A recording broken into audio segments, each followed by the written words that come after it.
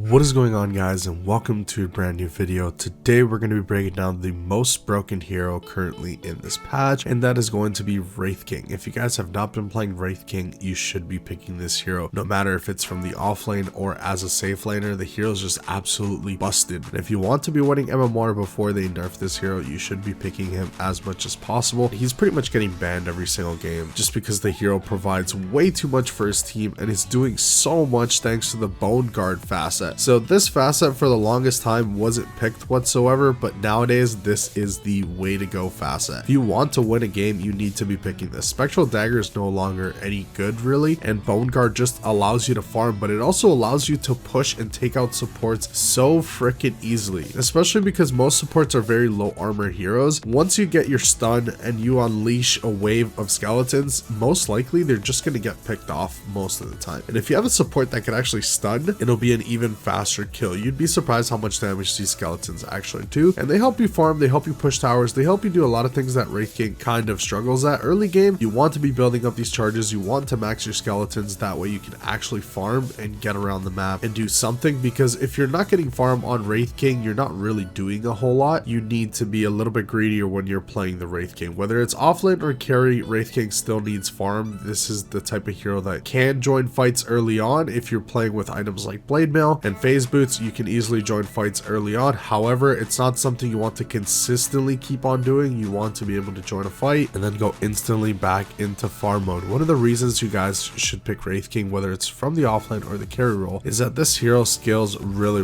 well. The hero does really well in the late game, and if your carry's having a really tough time and you have an offlane Wraith King can easily take over as the carry. That's one of the really big advantages of playing core Wraith King from the offlane, where you can still build a Radiance and not be a grief, but you can also build items like Aghanim Scepter to keep your team fighting for longer and potentially avoid bigger losses. But you can also build items like Pipe, you can get yourself an AC, you can build a lot of different things on this hero to make him more viable according to the game. If your team has enough damage and your carry's doing well, there's no real need for you to get more than the Radiance. The Radiance is just there to help you secure some pickoffs and secure even more farm and make sure you constantly have max charges in your skeletons. That way you can continue to push and farm around the map. But thanks to his Facet, his pickability has become pretty much top tier. The hero has the highest win rate in the game right now. Depending on where you look, I've seen as low as 55% win rate and I've seen as high as 58% win rate. So it really depends on what website you use. And if you're using Dota buff, it's 58% win rate, which is insanely high for a hero to have. So I do see this hero getting nerfed very quickly. I really hope they don't nerf that much about it, because I think the hero hasn't been meta in such a long time. I feel like it's the time for Wraith King to come back into the meta and start winning some more games, because it really is sad to see the same heroes over and over